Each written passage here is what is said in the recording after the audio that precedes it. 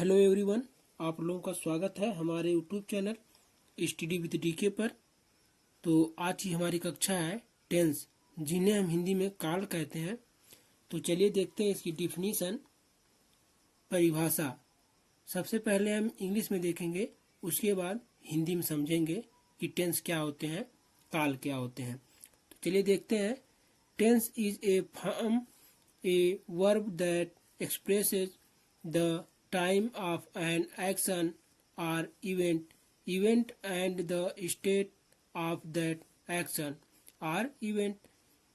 हिंदी में देखेंगे, टेंस काल क्रिया का वह रूप है जो किसी कार्य या घटना के समय और उस कार्य या घटना की दशा को व्यक्त करता है। यानी कि हम आसान भाषा में कह सकते हैं कि काल क्रिया का वह रूप है जो किसी घटना या कार्य के समय और उस कार्य की दशा को व्यक्त करता है। तो चलिए देखेंगे। टेंस यानी कि काल लैटिन भाषा के टेम्पस से बना है, जिसका अर्थ टाइम यानी कि समय होता है। मुझे उम्मीद है कि आप लोगों को टेंस यानी कि काल की परिभाषा जो है समझ में आ गई होगी। तो चलिए आगे देखते हैं। काइंड्स ऑफ टेंस यानी कि काल के भेद। तो काल 3 प्रकार के होते हैं।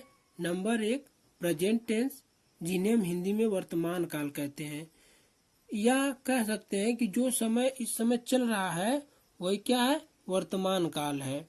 दूसरा है पास्ट टेंस, जिन्हें हम हिंदी में भूतकाल कहते हैं, अर्थात कह सकते हैं कि बीता हुआ काल या बीता हुआ समय।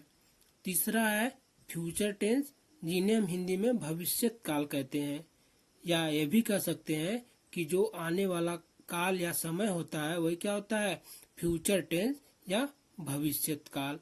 तो चलिए हम इन तीनों को एक एक करके अच्छी तरह से समझेंगे कि ये टेंस आखिर होते क्या हैं। तो चलिए देखते हैं। नंबर 1 प्रेजेंट टेंस, वर्तमान काल। तो सबसे पहले इसकी डेफिनेशन यानी कि परिभाषा देखेंगे। किसी कार्य के वर्तमान समय में होने या करने, हो रहा है या हो चुका है या हो गया है तथा एक लंबे समय से होता रहा है का बोध हो तो उसे प्रेजेंट टेंस यानी कि वर्तमान काल कहते हैं। जैसे मैं दौड़ता हूँ, आई रन। दूसरा तुम खेलते हो, यू प्ले। तीसरा दिया गया है वह हंस रहा है। यानी कि भी जितने वाक्य लिखे गए, जितने भी सेंटेंस लिखे गए हैं, हमें पता चल रहा है कि कार्य हो रहा है या कार्य हो चुका है या अभी चल रहा है। तो वह हंस रहा है, ही इज लॉफिंग। तो चलिए आगे देखते हैं। तो हम लोग पहले प्रेजेंट टेंस के बारे में पढ़ेंगे। तो चलिए देखेंगे पार्ट्स ऑफ प्रेजेंट टेंस, वर्तमान काल के भाग। तो प्रेजेंट टेंस यानी कि वर्तमान काल के 4 भाग होते हैं जो निम्नलिखित हैं। नंबर 1 प्रेजेंट इंडेफिनिट टेंस, जिन्हें हम हिंदी में अनिश्चित वर्तमान काल कहते हैं। तो दूसरा दिया है प्रेजेंट कॉन्टिन्यूअस टेंस, जिन्हें हम हिंदी में अपूर्ण वर्तमान काल कहते हैं। तीसरा दिया गया है प्रेजेंट परफेक्ट टेंस, इसकी हिंदी पूर्ण वर्तमान काल होती है। चौथा है प्रेजेंट परफेक्ट कॉन्टिन्यूअस टेंस, यानी कि पूर्ण अपूर्ण वर्तमान काल। तो इन चारों को हम लोग भी अच्छी तरह से समझेंगे। चलिए आगे देखते हैं। पहले प्रेजेंट इंडेफिनिट टेंस। तो यहाँ पर पहले देखेंगे नंबर 1 प्रेजेंट इंडेफिनिट टेंस, जिसकी हिंदी अनिश्चित वर्तमान काल होती है।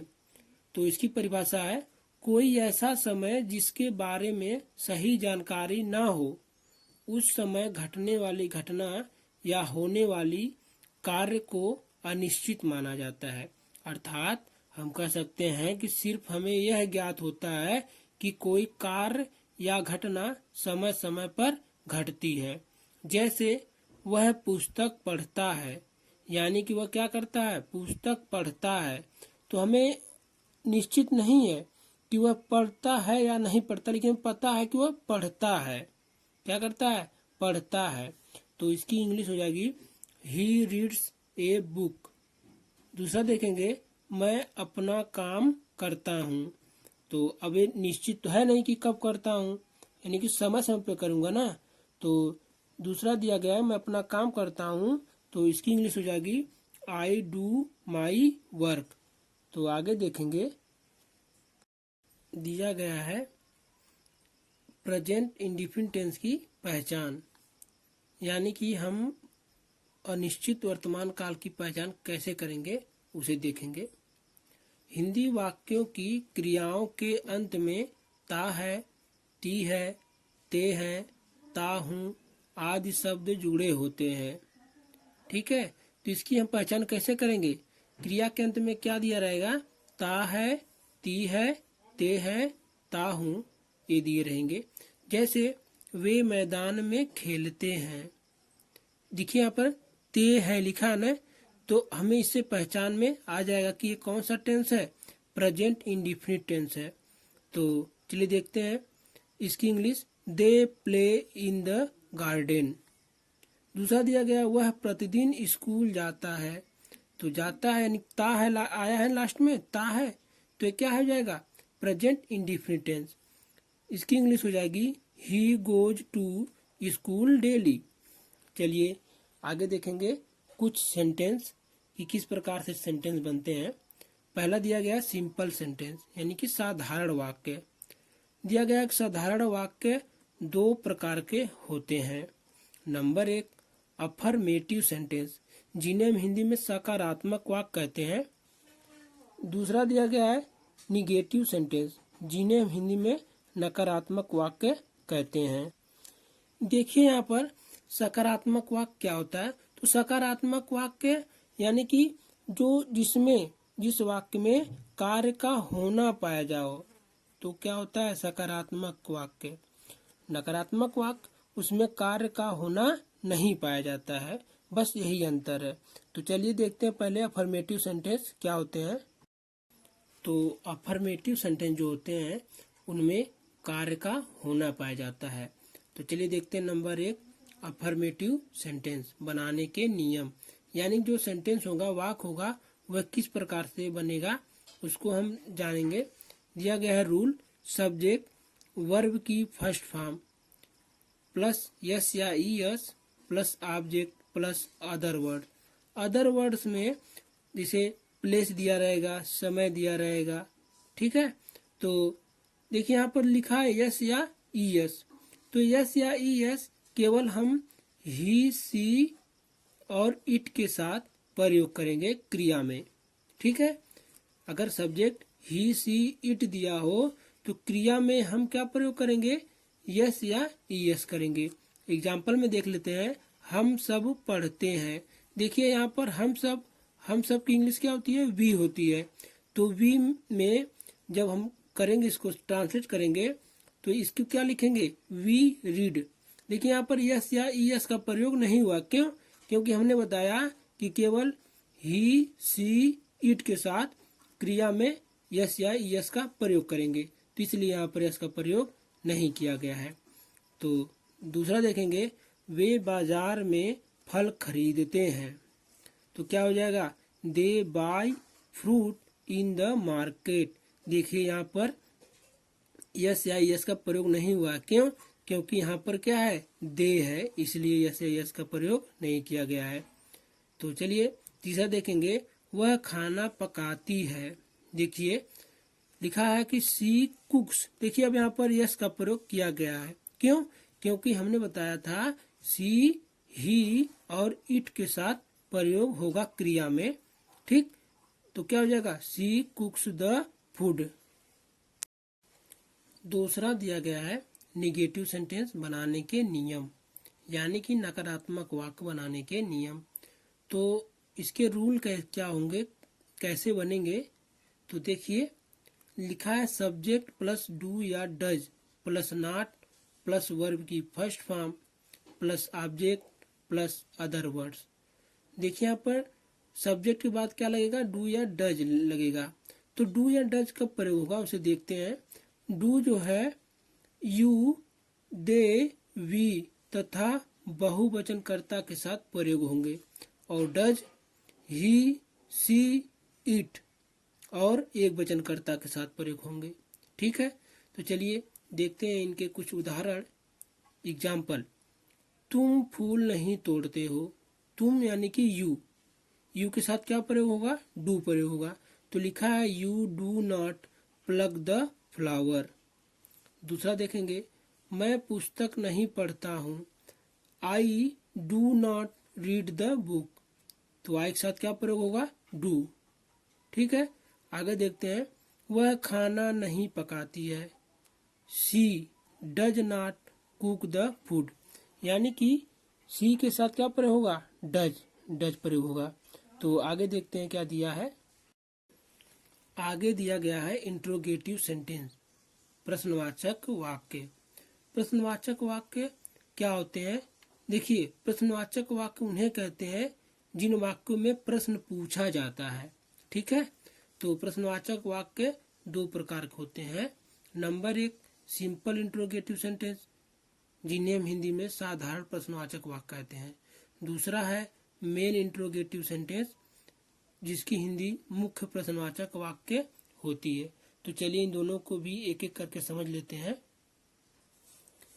पहला दिया गया है सिंपल इंट्रोगेटिव सेंटेंस, साधारण प्रश्नवाचक वाक्य। देखिए, साधारण प्रश्नवाचक वाक्य वे होते हैं जिनका उत्तर हम यस या नो में दे सकते हैं। ठीक है, तो चलिए इनके बनाने के नियम क्या होंगे। डू या does plus subject plus verb की first form plus object plus other words plus question mark. देखिए, क्वेश्चन मार्क होना जरूरी है, तभी हमें पता चलेगा कि वाक्य किस प्रकार का है। इसके एग्जाम्पल है कुछ। क्या वह पत्र लिखता है? तो इसके क्या हो जाएगा translate, does he write a letter.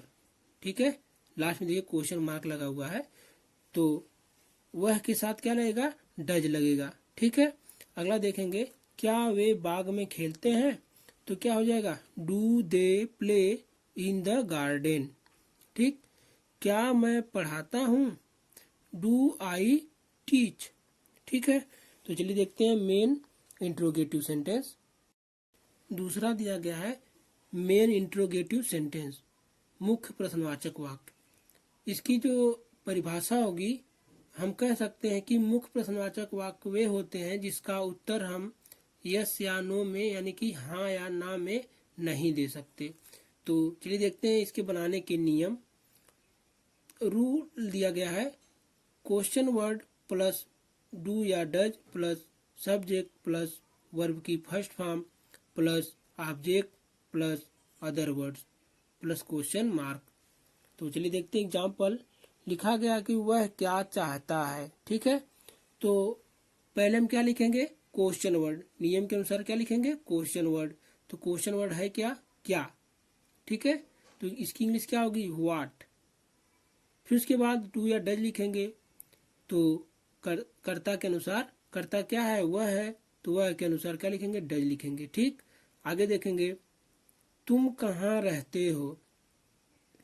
तो पहले क्वेश्चन वर्ड लिखेंगे, तो क्वेश्चन वर्ड है क्या? कहाँ।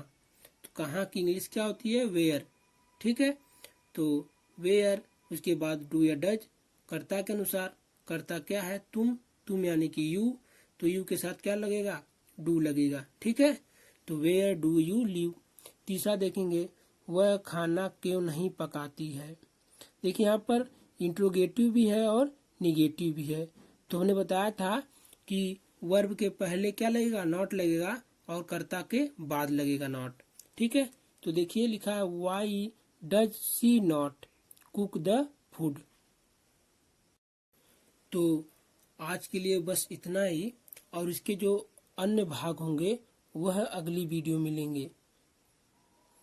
यदि आप लोगों को यह वीडियो पसंद आई हो तो लाइक करना न भूलें। यदि आप हमारे चैनल पर नए हो तो चैनल को सब्सक्राइब करना न भूलें। तो मिलते हैं फिर अगली वीडियो में, तब तक के लिए bye bye and take care.